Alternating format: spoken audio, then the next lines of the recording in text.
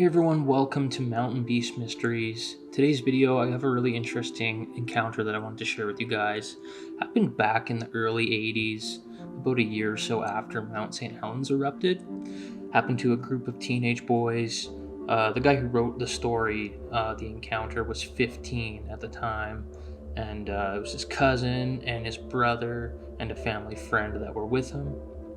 But one day they decided to go out hiking, and this was in an area that, they have hiked in before, for the past 5 years or so. So they weren't really, worried about that area. They never had anything strange happen before.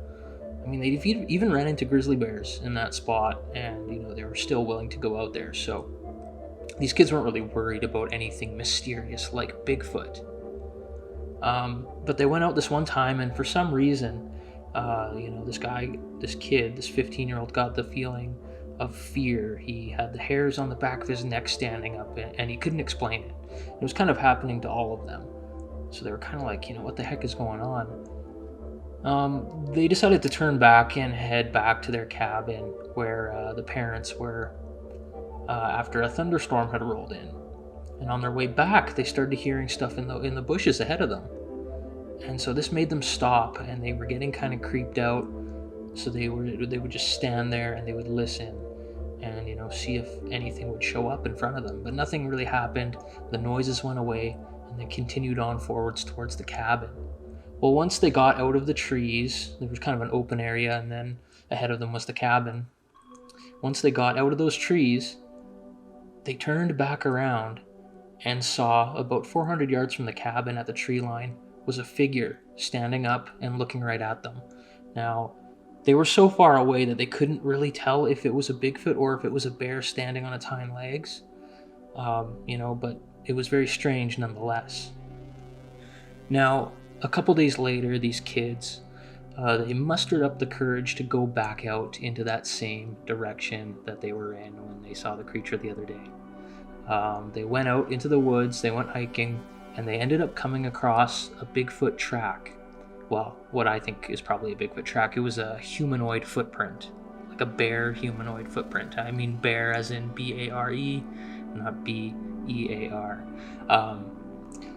They found this track, and it was, quite large. The guy writes in the report that it was 6 inches longer than his. And it didn't look anything like a bear. It looked like a large human footprint. I mean, and that's essentially what a Bigfoot track is like, just large and, wider, and it might have that mid-tarsal break showing. But, very strange nonetheless. This strange activity doesn't appear to be a bear at this point, and there wasn't any claws on the track either. Usually when you see a grizzly track or something like that, you can see little dots in the front where the tips of the claws would go into the ground. But this wasn't there. So once they found that track, they were really creeped out again. They got the heck out of the area. They went back out of the woods and towards the cabin. And once they got out of the tree line and into the open field, they stopped. One of his friends suddenly stopped, and he tried to say something, but he was so scared he couldn't say anything. He couldn't speak, and he pointed to the woods, and they all looked to where this kid pointed.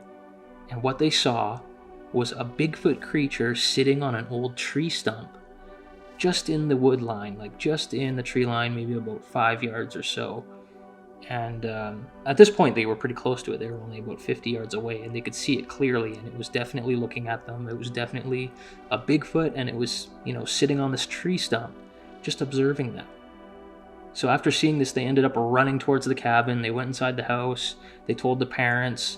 One of the kids' dads grabbed his pistol, and the individual who wrote this story ended up grabbing his dad's deer rifle, which was a 7mm. And they went back out to see what was going on.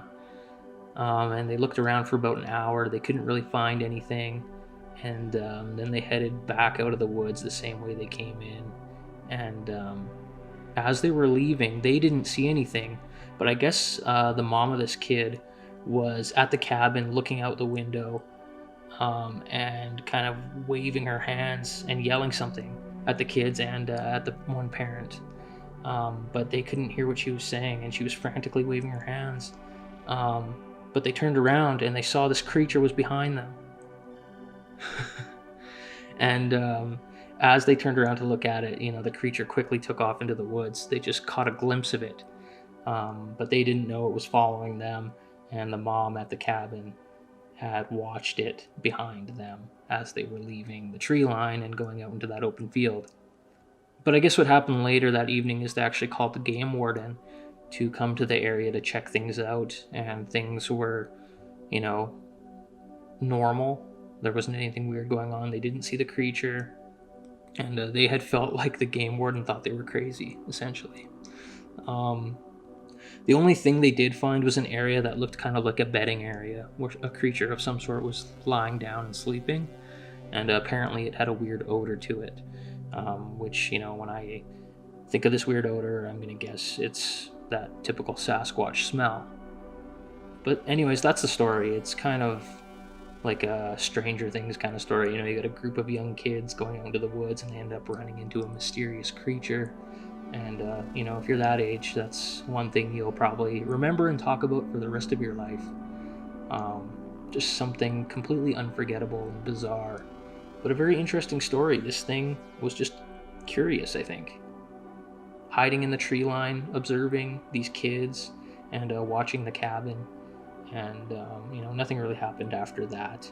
And things kind of went back to normal. Maybe once they brought out that game warden, the creature got too freaked out and moved on, and didn't return to the cabin at all.